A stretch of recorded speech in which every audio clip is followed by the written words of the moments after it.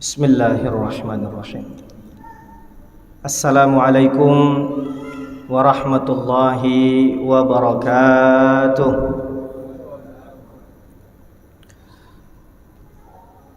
Alhamdulillah,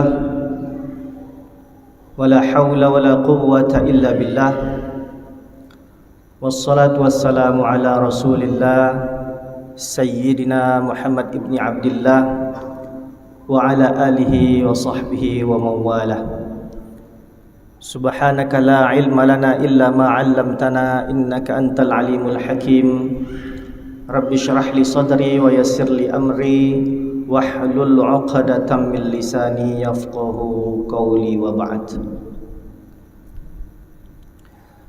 Bapak-bapak, ibu-ibu, hadirin jamaah salat zuhur yang dimuliakan Allah. Puji syukur kehadirat Allah Subhanahu wa taala senantiasa kita panjatkan atas limpahan karunia dan nikmat. Pada hari ini kita diberikan kesempatan untuk menunaikan salat zuhur berjamaah di Masjid Raya An-Nur Provinsi Riau. Selanjutnya salawat serta salam tak lupa kita hadiahkan kepada junjungan kita Nabi besar Muhammad sallallahu alaihi wasallam dengan ucapan Allahumma salli ala sayyidina Muhammad wa ala ali sayyidina Muhammad. Mudah-mudahan kita kelak mendapatkan syafaat dari beliau di yaumil mahsyar. Amin, Allahumma amin. Bapak Ibu, orang tua kami, hadirin wal hadirat yang dimuliakan Allah, sebagaimana biasa antara azan dan iqamah biasanya kita isi dengan kajian kultum. Pada Ahad pekan keempat ini setiap bulannya kita isi dengan kajian tentang fikih muamalah maliyah atau fikih keuangan syariah. Bapak Ibu hadirin wal hadirat yang dimuliakan Allah, pada beberapa kesempatan yang lalu kita sudah membahas tentang riba, di mana riba ini merupakan salah satu alasan kenapa kita mesti menjaga apa yang kita konsumsi itu terhindar dari hal-hal yang dilarang oleh Allah Subhanahu wa taala. Sebagai orang beriman, kita mesti menjaga apa yang kita konsumsi itu terhindar dari apa yang dilarang oleh Allah Subhanahu wa taala dan Rasulnya, baik secara zatnya maupun secara perolehannya. Secara zatnya, sesuatu itu diharamkan karena berdasarkan dalil nas Al-Quran. Misalnya, hurrimat alaikumul maitatu waddamu walahmul khinzir, kata Allah. Diharamkan kepada kamu untuk memakan darah, bangkai dan daging babi. Itu adalah barang-barang yang secara zatnya diharamkan. Di lain ayat Allah katakan innamal khamru wal maisiru wal ansabu wal azlamu rijsum min amali syaitan. Sesungguhnya judi, khamar, mengundi nasib dengan anak panah itu termasuk perbuatan najis dan itu termasuk perbuatan syaitan. Maka jauhilah, kata Allah. Di sana ada khamar. Khamar dengan sendirinya secara zat termasuk yang diharamkan oleh Allah Subhanahu wa taala. Tidak saja yang diharamkan itu secara zatnya, namun juga harta yang kita peroleh, caranya bagaimana, itu juga mempengaruhi kehalalan yang kita terima, yang kita konsumsi. Termasuk kita mengembangkan harta kita atau kita mendapatkan harta kita dengan cara-cara yang diharamkan oleh Allah taala. Misalnya kita melakukan transaksi jual beli, tapi jual beli yang kita lakukan itu dengan cara menipu, menyembunyikan aib barang, cacat barang, dengan cara transaksi ribawi. Kita melakukan usaha kontrak-kontrak keuangan syariah, tapi transaksinya transaksi ribawi, transaksi yang mengandung bunga, pembungaan uang. Nah, riba termasuk salah satu dosa besar yang itu sangat-sangat ditekankan keharamannya di dalam Islam.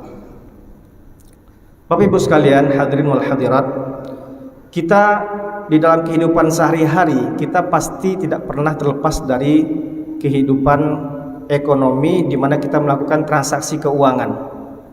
Ya, baik itu jual beli di pasar, transaksi dengan lembaga keuangan, perbankan misalnya, atau kita menjadi nasabah dari sebuah lembaga keuangan, katakanlah misalnya Pegadaian, misalnya lembaga pembiayaan, cicil motor, cicil rumah misalnya melalui lembaga keuangan.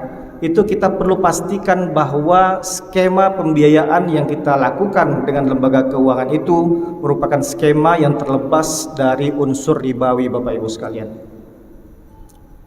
Maka sekarang kita banyak jumpai adanya lembaga keuangan syariah, bank syariah, pegadaian syariah, lembaga pembiayaan syariah, koperasi syariah. Itu semua dalam rangka untuk bagaimana ulama-ulama kita berikhtiar menghindarkan umat kita dari transaksi ribawi, Bapak Ibu sekalian. Kalau saya meminjamkan uang kepada seseorang karena orang itu butuh dana misalnya untuk kegiatan usaha, kemudian saya tetapkan sekian persen keuntungan di muka yang sifatnya tetap dan pasti, maka keuntungan saya itu dipastikan adalah keuntungan ribawi. Saya pinjamkan uang kepada seseorang misalnya 10 juta, kemudian saya minta dia mengembalikan keuntungan 3% kepada saya secara pasti dan ditetapkan di muka, maka itu adalah pinjaman ribawi. 3% dari 10 juta, 300 ribu. 300 ribu itu transaksi ribawi, Bapak Ibu. Pernah salah seorang jamaah bertanya ke Ustadz, apa bedanya antara bunga dengan bagi hasil? Kalau di konvensional, di lembaga keuangan konvensional, katakanlah perbankan, kita menabung, kita buka deposito, itu kita dapat kelebihan tambahan dari saldo tabungan kita atau saldo deposito kita. Kelebihan atau tambahan itu disebut bunga kalau di bank konvensional. Tapi kalau kita buka tabungan di bank syariah atau buka deposito di bank syariah, kita dapat bagi hasil. Sebetulnya apa bedanya antara bunga dengan bagi hasil? Toh sama-sama keuntungan juga. Di bank syariah kita nabung dapat untung juga, di bank konven kita nabung dapat untung juga. Hanya beda nama saja. Yang satu namanya bunga, yang satu namanya bagi hasil. Terus apa bedanya, Ustaz? Kalau antara bunga dengan bagi hasil itu sama, nggak mungkin kita dirikan bank syariah. Pasti ada bedanya. Cuman terkadang kita nggak mampu membedakan itu, atau kita belum tahu apa bedanya. Secara sekilas mungkin kelihatan sama-sama untung, tapi secara substansi lahirnya bank syariah itu, lahirnya konsep mudharabah itu lahir dari fikih muamalah, fikih keuangan syariah yang dulu pernah dilakukan di masa Rasulullah. Bapak Ibu sekalian, di bank syariah itu ada konsep namanya mudharabah. Di dalam fikih muamalah kita akan kaji berbagai macam kontrak-kontrak keuangan, kontrak-kontrak ekonomi. Ya, salah satunya adalah mudharabah. Mudharabah itu adalah kerjasama bagi hasil antara dua pihak, di mana satu pihak bertindak sebagai pemilik modal, pihak yang kedua bertindak sebagai pengelola usaha, di mana ada hasil yang dibagikan di antara kedua belah pihak berdasarkan nisbah atau rasio keuntungan yang disepakati bersama. Itu mudharabah yang diberlakukan untuk konsep produk tabungan dan deposito di lembaga keuangan syariah. Tapi kalau di bank konvensional dia tidak ada akadnya. Itu yang membedakannya. Jadi ibaratnya kalau kita nabung di bank konven itu, nabung 10 juta itu ibaratnya kita memberikan pinjaman kepada bank. Yang pinjaman itu digunakan oleh bank nanti untuk modal dia menyalurkan pembiayaan atau kredit kepada nasabah kredit. Nah, pinjaman ya dalam bentuk produk tabungan yang kita setorkan ke bank itu tidak boleh bertambah nilainya kalau konsepnya pinjaman. Di dalam syariah konsep pinjaman itu disebut qard. Kalau namanya qard pinjaman, maka nilainya tidak boleh bertambah. Karena ada kaidah yang mengatakan, salah satu asar mengatakan kullu qardin jarra manfa'ah fa huwa riba. Setiap pinjaman yang mendatangkan manfaat, maka manfaat itu disebut dengan riba. Manfaat di situ maksudnya adalah tambahan dari nilai pinjaman.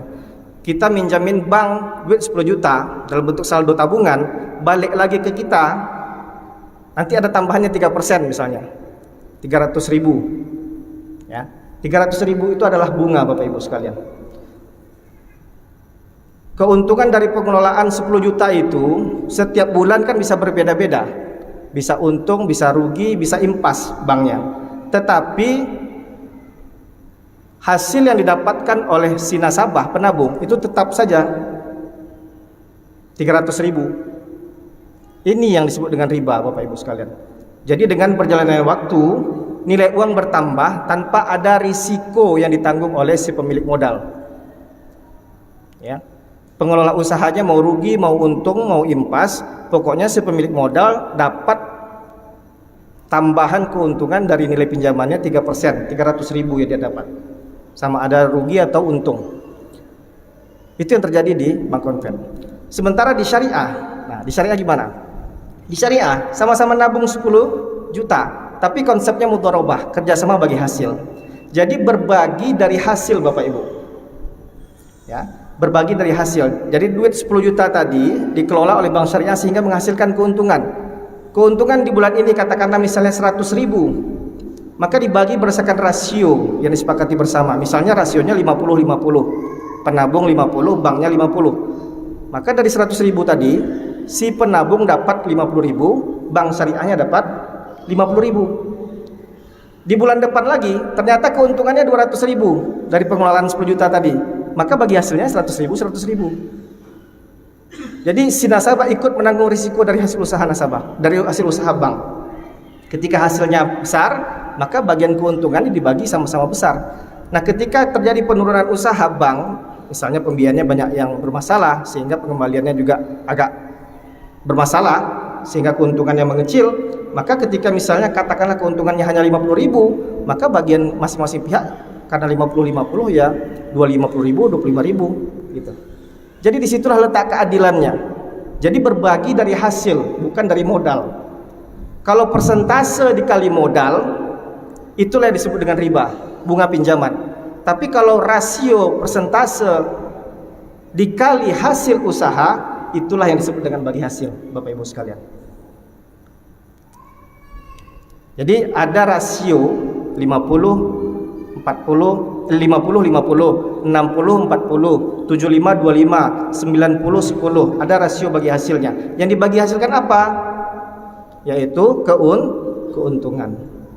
Bukan persentase dikali modal. Kalau kita minjemin uang ke orang, kemudian kita kenakan dia bunga dikali pinjaman, sekian persen dikali pinjaman, maka itu bunga. Tapi kalau kita minjamin orang duit 10 juta, kita berbagi hasil dari hasil keuntungan pengelolaan usaha itu, dari 10 juta itu bukan riba, itu namanya bagi hasil. Itulah yang dilakukan di lembaga keuangan syariah Bapak Ibu sekalian.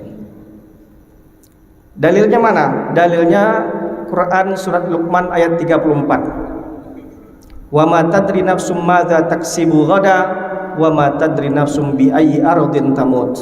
Kamu tidak akan pernah tahu apa yang kamu usahakan esok hari, dan kamu tidak akan pernah tahu di bumi mana kamu akan diwafatkan Allah Ta'ala. Jadi kita nggak pernah tahu Pak hasil usaha ke depan itu seperti apa. Ketika kita memastikan sekian persen harus didapat saat ini sementara hasilnya belum terjadi, maka itu kita sudah mendahului ketetapan Allah. Kita lebih kita berkuasa dibanding Allah, seolah-olah kita mendahului Allah. Itu yang tidak boleh terjadi di dalam kerjasama yang menurut konsep mudharabah di dalam Islam. Sementara riba, bunga itu sudah pasti ditetapkan di muka sekian persen dari modal yang kita pinjamkan. Bapak Ibu sekalian yang hadirin yang dirahmati Allah, itulah beda antara mudharabah dengan konsep pinjaman di konvensional. Maka di bank syariah itu ada akad Bapak Ibu, akad-akad yang membedakan transaksinya dengan konven. Maka ulama kita sudah cukup merancang, mendirikan, bahkan mengawal jalannya lembaga keuangan syariah ini. Ada bank syariah, ada pegadaian syariah, ada pasar modal syariah, ada koperasi syariah hari ini. Itu semua ada pengawas syariahnya Bapak Ibu sekalian, yang diawasi oleh Dewan Syariah Nasional, Majelis Ulama Indonesia. Sehingga beralihlah kita dari transaksi lembaga keuangan konvensional menjadi transaksi kepada lembaga keuangan syariah. Insyaallah dengan demikian mudah-mudahan kita bisa istiqomah, ya, istiqomah kita berjalan berikhtiar di jalan Allah sesuai dengan perintah Allah dan Rasul Sallallahu Alaihi Wasallam. Barangkali demikian Bapak Ibu yang bisa kami sampaikan. Dan waktu bisa kita sambung lagi. Terima kasih atas segala perhatian. Mohon maaf atas segala kekurangan dan khilafan. Billahi taufiq wal hidayah. Wassalamualaikum warahmatullahi wabarakatuh.